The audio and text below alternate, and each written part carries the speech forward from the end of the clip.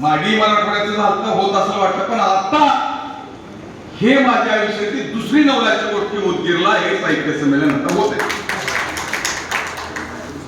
आता ह्या कॉलेजमध्ये जे अनेक लोकांनी उल्लेख केले, डॉक्टर ढोळे सरांचा, त्यांचा सुद्धा मी ह्या कॉलेजमध्ये माझं शिक्षण झालं नाही.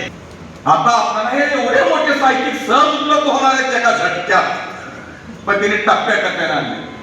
आणि म्हणून आता कुणीतरी मला वाटतं रमेश आंबेडकरांनी म्हणले की साहित्य हे भूक आहे.